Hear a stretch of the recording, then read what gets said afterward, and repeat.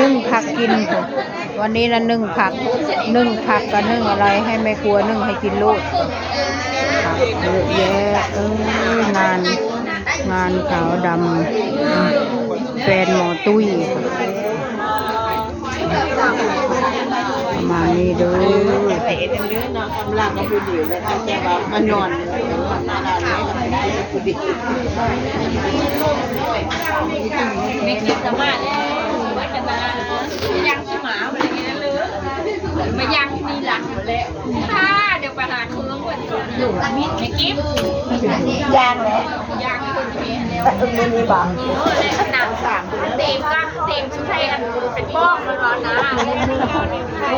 ไปหาที่มาแล้วไม่มีก็ไปหาตัดเชือก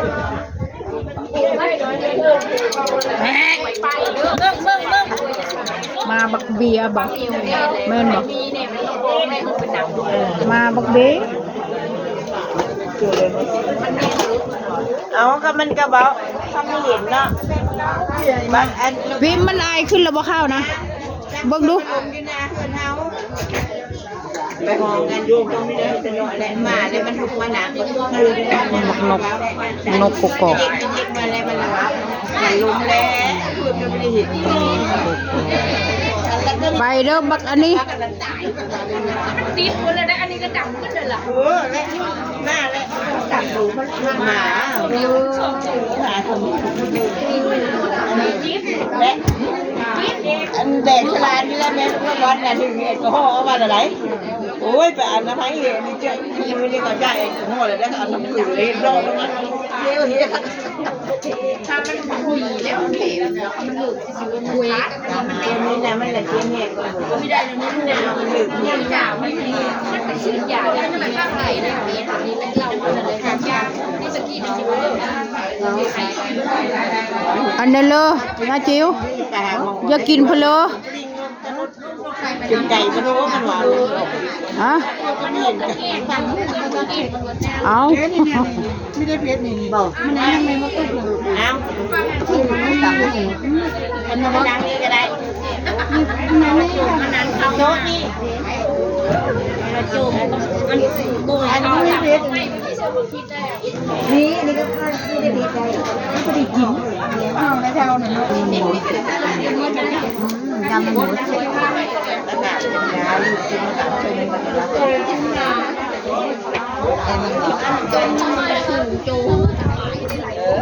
็ได้มันหลุดแล้ววันนี้แตกกันใช่เขาทำโมกเพลินนะกระเต่าวินใจแต่เรายังงามอยู่มาหาวันชิโลว่าไปไม่ถึงมันจะงามอยู่ไม่ได้ดูเปลือยเก๋ป่ะคน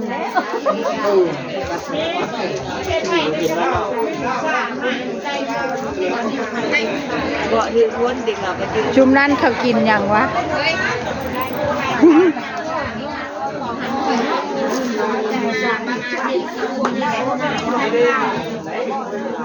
เอาเมย์มาต่ออะไรนอนอีกแล้วข้าวหลังนอนมะขามถูกกันตกเลยพอเป็นขนาดเป็นเรื่องเบาหวานนอนกินมึงไอ้บังบ้านกุกอกนี่ไอ้บังมีเมียสวยด้วยไอ้บังขายมุ้งแก้กันใส่เอามันนะ2,000พุ่นเด้อมื้อนั้นนะเอายายมีแขกมาด้วยเหรอจ้าแขกขายมุ้ง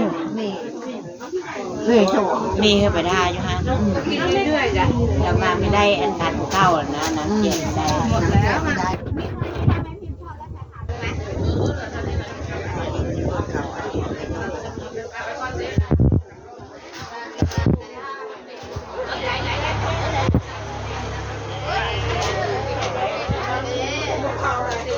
ร้านก็กินก็เดียวกินรุ่น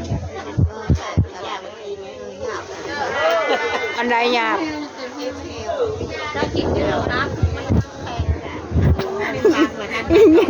อีแง่มันอยากกิน1 ฝักกิน1 ฝักแล้วมันก็เมื่อนอนแล้วก็มาใหม่แล้วก็มาใหม่ ได้คนไหนเมื่อเช้า อันนี้ก็พักมือก็ยังมีคนกระโดดเนาะมือไปนะ แรงกันมาอีก มาคู่มือนั่นแหละจุดบ้านนี่นะ ฮะ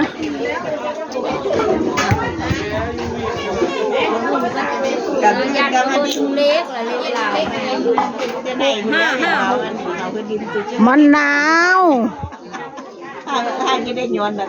โอ้ยแล้วกันเลยจะดูจะไป มาลูกแม่ รถร้านจะได้ลูกนะ เด้นะนายเต้าเฮ็ดให้เบิ่งอยู่กับบ่เบิ่งประตู นายเต้าสอนวิชาให้แล้วก็เมื่อเฉย ในเข่าถอดจ้า ร้อนจริงๆอ่ะพี่ว่าบ้านนี้ โอ้ยไม้อันนั้นก็จุ่มน้ำได้ไหมไม้กระดามนะจุ่มแน่โอ้ย เอาไม้เล่มกินมันยังแซ่บเล่มยุ่งเหมือนกระดานจนอิ่มเลยตลก เจ้ากินหลายข้าวข้าวตู่ก็เนี่ยนี่ละเลยตีนี่นะ ข้าวมันมีหญ้าบ่ ไอ้ถ้าไปเจียวแล้วหนาวห้าวเลยเป็น บ่ประตุกบ่แม่นว่าเจ้ายอดเอา ยอดอะไรแล้วมันมีงา แน่มันบ่ได้เลอะถอนหญ้านะมันมีมักหญ้านะ หน้าน่ะค่อยดำเมา มาได้ผู้ของหวานก็ได้ จ้าที่นั่งเงียบกันแล้วมึง เป็นบ่ได้ บ้านกับมุ่นได้เอาตามหลังขมือขมูแล้วจะไม่แล้ว ยังไปดำมาหน่อยเห็นก็ได้แห้งก็อยู่ดีไม่แห้ง กูให้ดูดีนั่นแหละ โอ้ยหิบดำหน้าเจ้าของนะ น่าจะของมีดำนะ มึงไปรับจ้างกินบ่ เฮ็ดหน้าเลย นักเลงว่าบ่เฮ็ดหน้าปัญญาเข้า เป็นยัง ห้ามเมื่อยบ่ สามก็ชอบเบิร์ดปี สามก็สอบกินบดอีก มันมีโชคแล้วหน่อยแล้วมัน มันมีโชคไหน ไปเนี่ยรับจ้างมาเสียงนอก กันได้ห้าก็ชอบมันพันแทงเป็นข้าวเก้า สามก็ชอบเบิร์ดปีได้น่ะ ได้ยินบ่ประตุกคำมันได้ห้าก็ชอบพันเป็นข้าวเก้าวันว้าวเอาอีลีเอาอีลีได้อีเยี่ยมไว้กวนนะเด้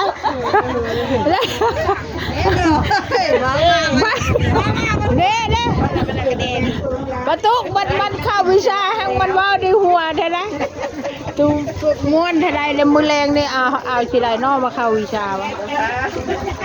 กับอีแยมวะ ว้าวหัวตัวจับแล้วเขา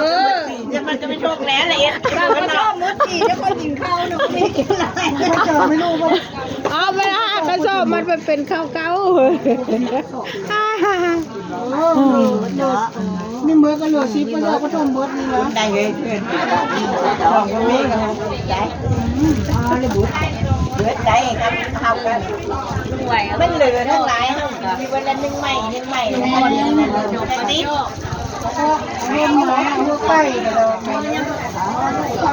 บาทนี้ โอเคค่ะขอจบคลิปแค่นี้ค่ะ ทานไม่กินแล้วก็เหลือหรอ เรามีเยอะใจ เห็นเรื่อง กิน นี้ จะหาเบิร์ดได้อีกบาทนึง ไม่ไม่ไปให้กระโดด น่าจะนุ่ม